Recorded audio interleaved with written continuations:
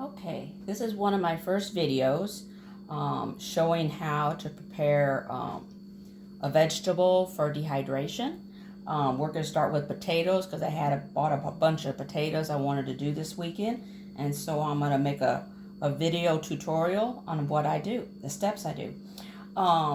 You can use potatoes, you can use red potatoes, Idaho potatoes, you can even use the yellow potatoes, whatever you prefer. The idea is to get them sliced thinly, about less than a 1/4 inch, and then put them in water. I'll show you a couple ways you can prepare your potatoes to get them ready for dehydration. So you take your potatoes, start slicing it. Got to be careful. When you get too close, then you take your guard. And then you take, even the end, you take and put them in the water. And you keep doing this. Now when you get a big potato, sometimes it's better just to cut it in half. Like that. You can cut them lengthwise if you prefer, but I like little round ones like you get in the, the box packages of au gratin potatoes, or that's what you're doing. You're making a substitute for that. And you can add your own seasonings later on. And I'm being very careful, don't worry. There we go.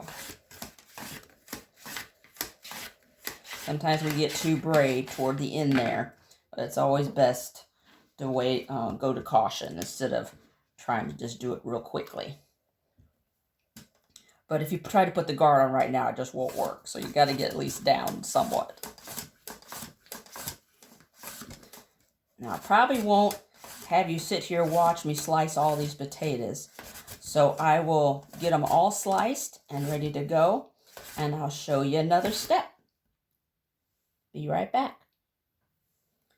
Now, as I'm slicing these, I forgot to mention, you can leave the skins on, as long as you got your potato good and scrubbed, or you can remove the skin, whatever you prefer. Both ways work. I always like the skin on, so I'm still slicing. Be right back. Okay, now that we have our slices ready to go, now another way you can do it is you can cut them in chunks. So you start cutting up your potato, I guess about 1/2 inch thick. And just start cutting them in chunks and then put them in water.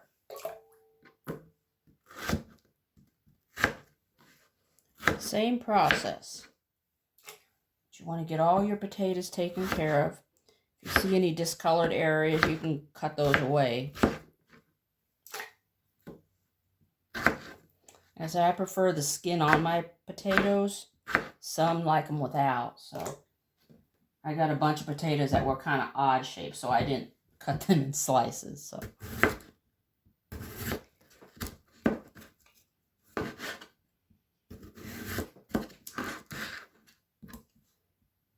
they don't have to be perfect, just in nice chunks, because the dehydrator will dehydrate them either way. Sometimes it takes a little longer with the chunks than it does the slices.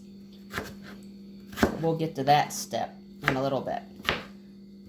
After we get all these cut up, and then we'll get 2 pots of water. One boiling water will be, a lot of you know about blanching, so we'll be getting ready to blanch our potatoes. You want to blanch them in water for about, I think it's like about 5 minutes. That way that when they go into the dehydrator, they're kind of pretty much cooked. What you don't want is them to turn gray in your dehydrator. So you want to get them almost pretty much cooked, but not falling apart. You want them cooked through. I know, I'm being careful. I gotta go this way.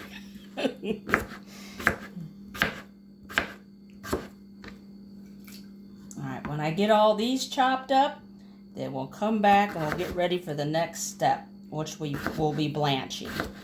Alright, be back in a few minutes.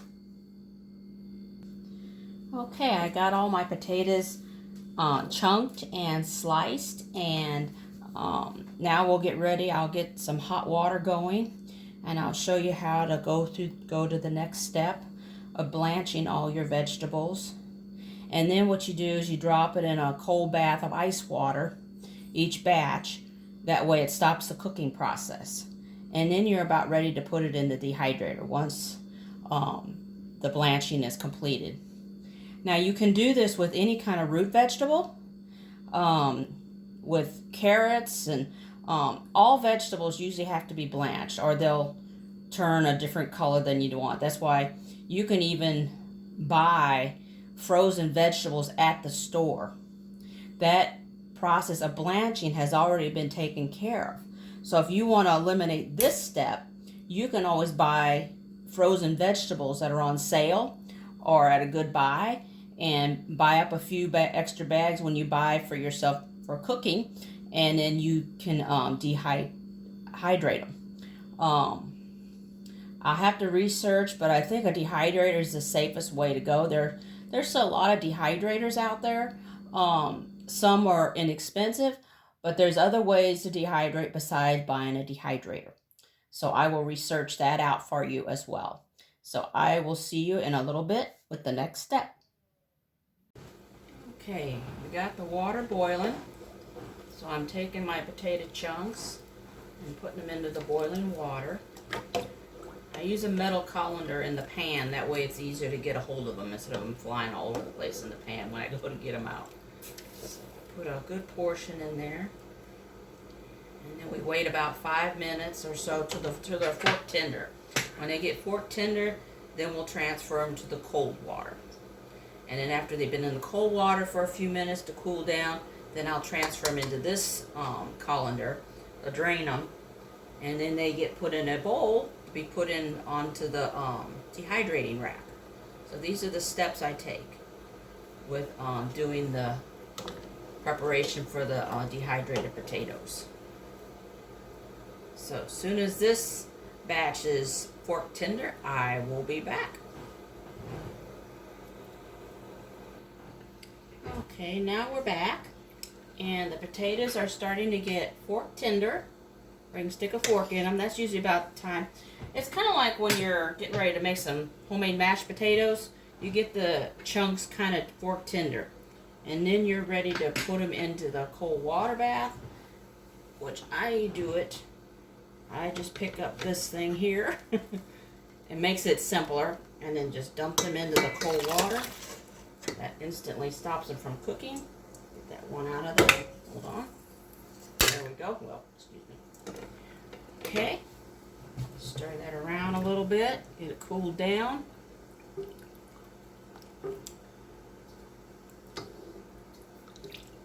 It's just to stop the cooking process. A lot of us that know about blanching, we know what it's for. So, but that's how you prep your potatoes for going into the dehydrator. So they're just before, you don't want them mushy, but this way when they're creamy white inside like that, they're cooked all the way through. That way, when you dehydrate them, they won't turn that ugly gray, unappetizing gray, like you would see in a potato that's not blanched. That's why some people say, well, why do you gotta blanch vegetables? Well, because it makes them look more appetizing. I've tried dehydrating carrots without blanching it, and they're not very nice looking. And the same way with potatoes. So then the next step will be putting it on the dehydrating tray as I get all of these prepared. And next we'll do the slices are pretty much the same thing.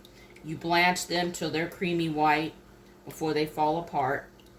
And then I will show you the next step before when we go into the dehydrator. Okay, we're back. I've been putting some of these cooked chunks onto the dehydrating tray, and that's all you have to do is single layer, and you put them all on there, and then you'll put them in your dehydrator. You know, for years I had an old Norelco dehydrator, the tower. And it worked for years for me. So it doesn't have to be an expensive dehydrator to get the job done. It just begins starting somewhere to store some things away. But then once the Norelco finally died, I guess about last year, then I invested in a little bit better dehydrator to continue dehydrating. So, and then I put it in my dehydrator, and I'll show you the slices when they're ready. Here's my dehydrator. I got an Excalibur. It's got 9 trays that go up, and this is where I dehydrate my foods.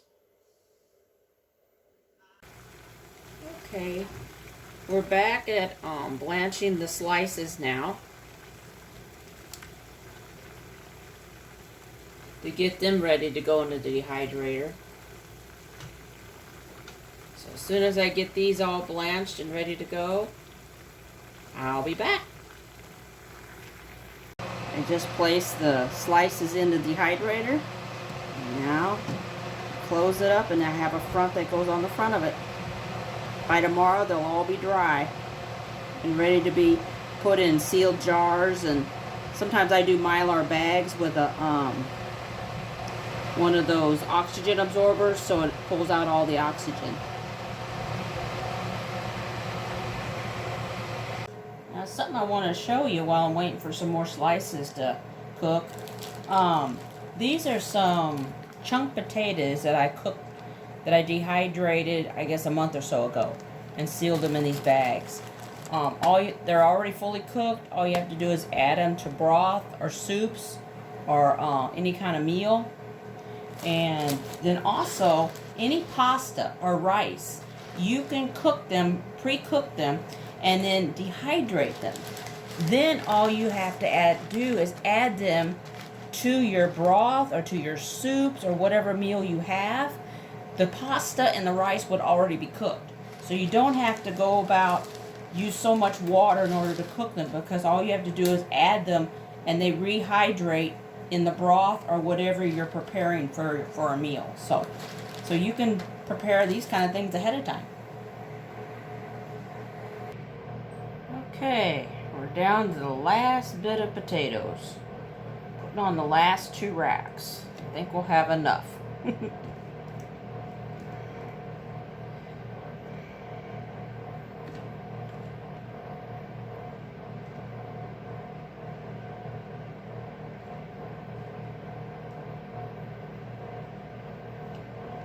Use the big ones and the little ones. Usually put the little ones in between so you have more room for the big slices.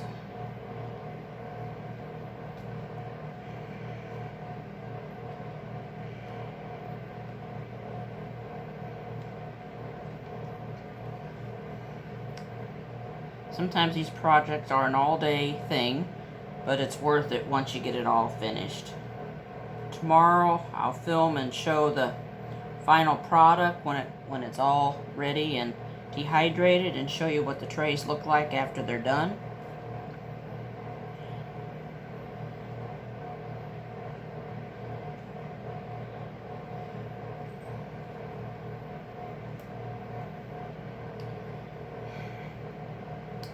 I know this is just something to help store away some things, but our trust is mainly in our Lord for our provision. You know, even this can run out, but just like the woman with the oil and the flour, God can preserve it to help others around you. So put this one in the dehydrator. I'll show you the last one where I'm putting them. I have to reposition my camera to do that. We'll finish up the last little bits on this tray, and that'll be it. This tray might be a little bit lonely. It's got a little bit less. Some of the potatoes got a little more done, but that doesn't hurt anything. It's better to have it overdone than to have it where they turn gray, so don't want gray potatoes.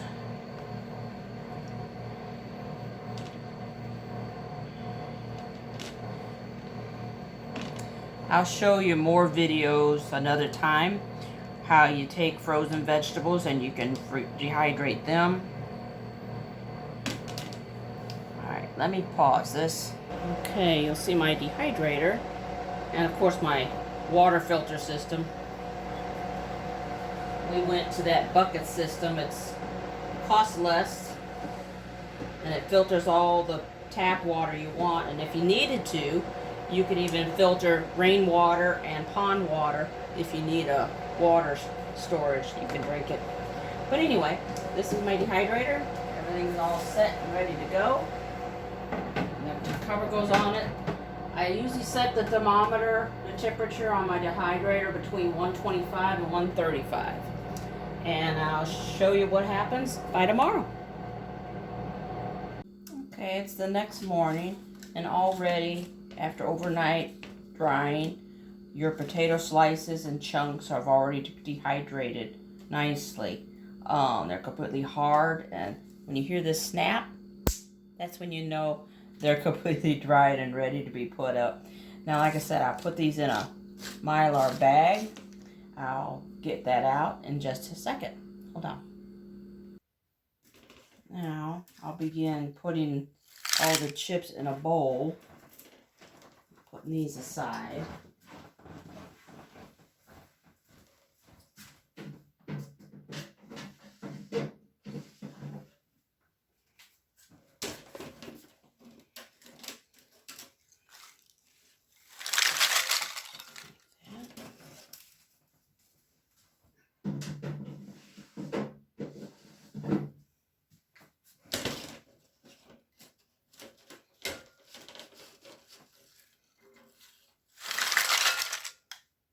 It yields quite a bit. Even though they shrink. The reason it's good to dehydrate things is because it takes less shelf space. So you can store it easier than you would if it was whole. And of course, because it's dehydrated, it lasts for a longer time.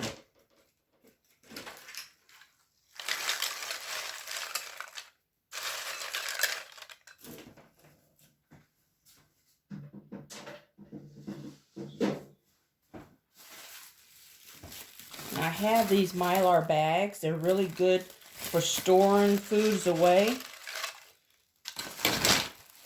Oh, one got away.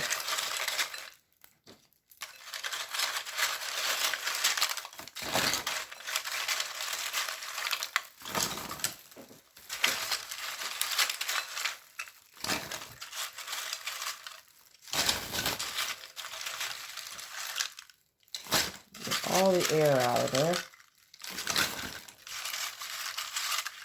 Once you get it fairly full, I find the easiest way to seal these Mylar bags is with a hair straightening wand. They heat up really hot. You put it on the low setting, and when you clamp that to that, it closes it. You put a oxygen absorber in this. I will show you that step in just a second. Let me get the rest of them. I think that bag is already full. A few more. I might be able to get that last rack in there. And the last one is chunks, so shake it down.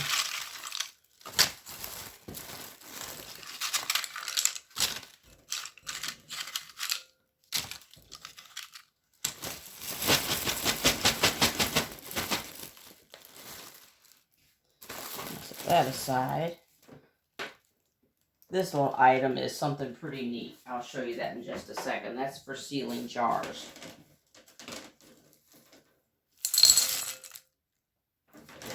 There's our chunks.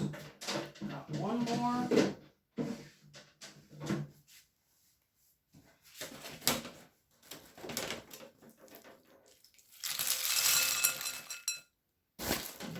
you want to make sure they're completely brown inside. That means they're completely dry inside.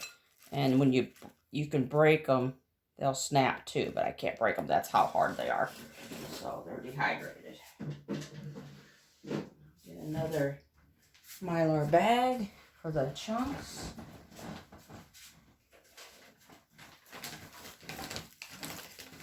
I'll plug in my curling wand, my straightening wand. So I'll clamp that. I'll show you that in just a second.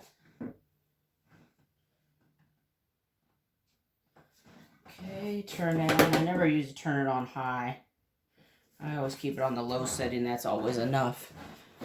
Now get my oxygen absorbers. Gotta break the seal. You have to seal your oxygen absorbers in a jar or they will ruin. They'll all go bad. Oh, there we go. I got it with my fingernails. Okay. I have this.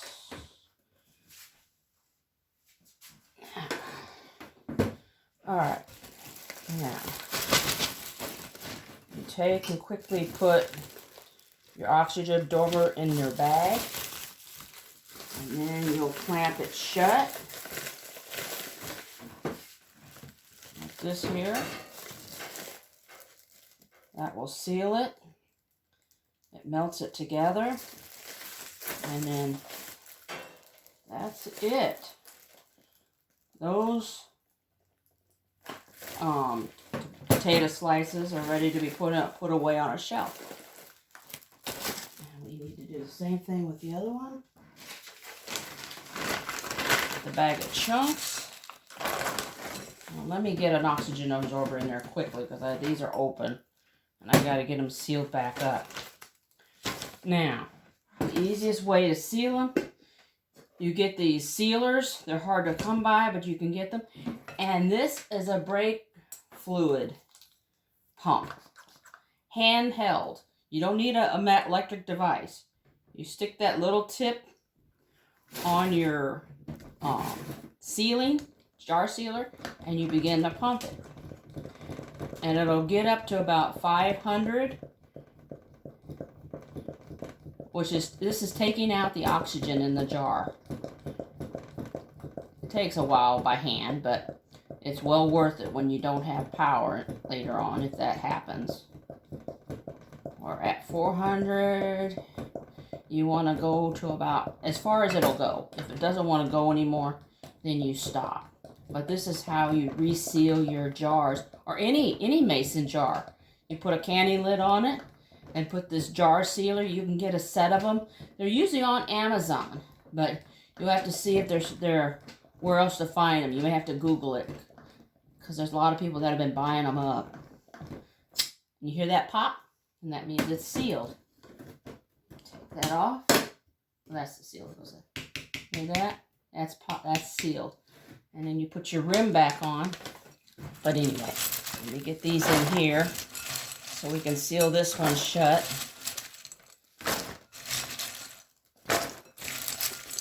Now these will stay good till you need to use them.